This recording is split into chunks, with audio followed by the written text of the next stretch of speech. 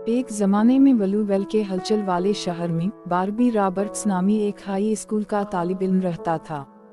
Barbie आपकी आम normal नहीं थी, वो अपनी बेअब फैशन सेंस, अपनी बलबली शख्सियत और डायरी रखने के शौक के लिए मशहूर थी।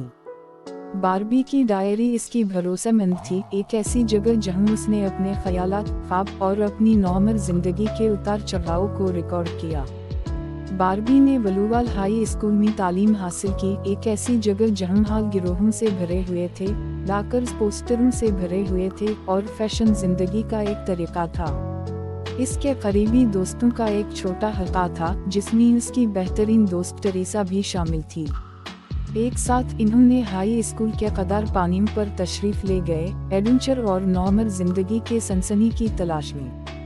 एक धूप वाले दिन कस्बे के कदीम चीजों की दुकान की तलाश के दौरान बारबी ने एक पुरानी चमड़े से जुड़ी डायरी को ठोकर मारी जिसके सरूर पर आराइशी नमूने थे। ये खाक आलूद था और इसके सफ़ात नाजुक और उम्र के साथ पीले हो गए थे। हैरत ज़दा बारबी ने उसे अपने मजमुआ में एक नए इजाफे के तौर पर तस्वुर करते हुए उसे खरीदने का फैसला किया। इसे कम ही मालूम था कि ये डायरी इसरार, मुहिमजोई और खुद दरियाफ्त की दुनिया खोल देगी। इस शाम बारबी अपने कमरे में बैठ गई, इसका डेस्क लैंप इसके नए हुसूल पर एक गर्म चमक डाल रहा था। इसने गौर से डायरी खोली और पढ़ने लगी। इंद्राजात खुफिया और पुरस्कार थे जो मुहिमजोई, राज और ख्वाब बयान करते थे। बारबी को जल्द ही एहसास हो गया कि ये डायरी किसी ऐसे शख्स की है जो दहाइयों पहले रह चुका था। ये ब्लूवेल में एक लड़की की जिंदगी का एक टाइम कैप्सूल था जो इसकी अपनी जिंदगी से बहुत पहले था। दिलचस्प होकर बारबी ने डायरी की तारीफ पर तहकीक करना शुरू कर दी, शहर के पुराने रिकॉर्डों में गोता लगाना और मकामी लाइब्रेरियों का दौरा किया।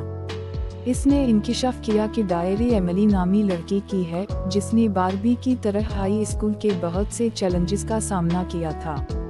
एमिली अपने वक्त की एक ट्रेनर सीटर रही थी, एक ऐसा फर्द जो बारबी की तरह खुद बनने से नहीं डरता था। जैसे ही बारबी एमिली की कहानी को गहराई में ले गई, उसने इस तवील अरसे से खोई हुई रूह के साथ ताल्लुक महसूस किया। इसने महसूस किया कि कई दहाइयों के बावजूद जिसने इन्हें अलग किया, वो एक जैसे ख्वाब और ख्वाहिशात रखते थे। ये ऐसा ही था जैसे एमिली की डायरी में खुद को बेहतर तौर पर समझने की कुंजी थी।